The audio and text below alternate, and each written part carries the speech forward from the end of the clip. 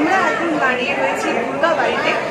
দুর্গাবাড়িতে বিজয়া দশমী মানেই কিন্তু মায়ের বরণ পর্ব, এবং ইতিমধ্যে কিন্তু মায়ের বরণ পর্ব শুরু হয়ে গেছে এবং দলে দলে মানুষজন আসছেন এবং মাকে বরণ করছেন। সেই চিত্রই আজকে আমরা সরাসরি আপনাদেরকে দেখাবো।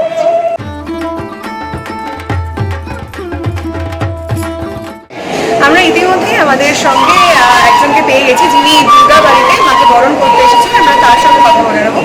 প্রথমে আপনাকে দুর্গাবাড়িতে আপনি বরণ করতে এসেছেন, প্রতি বছর থেকে আসেন? হ্যাঁ, প্রত্যেক বছরই আসে।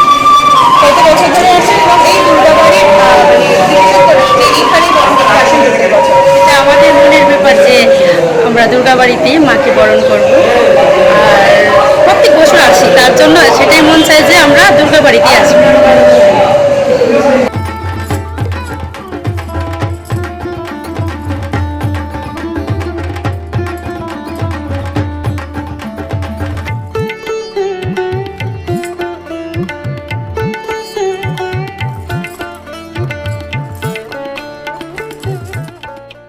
আজকে মার বিয়ে দশমী সম্পন্ন হয়েছে।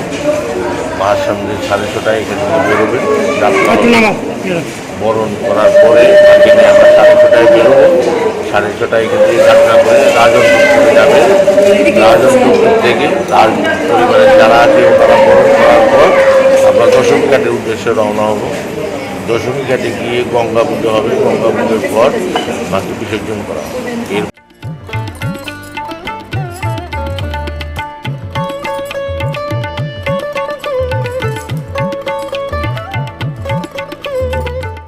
দুর্গাবাড়িতে আসেন, তো এইবারে মায়ের কাছে কি প্রার্থনা রাখলেন?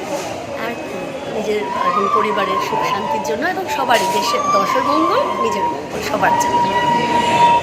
দুর্গাবাড়িতে আসা মানে প্রত্যেক বছর দুর্গাবাড়িতে আসেন কিসের টানে? এটা আমাদের মানে একটা প্রথম কথা হলো যে এটা ত্রিপুরার একদম ঐতিহাসিক একটা স্থান, এবং from the very beginning we all are accustomed the traditional things, and the main thing is that during Dashami সবাই আসি, সিঁদুর খেলি, একটা আনন্দের ঝোঁকা থাকে, সেটাই। যাই হোক, আমার এবং আমার ফ্যামিলির তরফ থেকে আপনাদের টিভির সাথে সবাইকে শারদীয়ার শুভেচ্ছা এবং দশমীর অনেক অনেক অভিনন্দন। ক্যামেরায় অঞ্জন দেবের সঙ্গে সোহেলি মজুমদার, নিউজ নাও।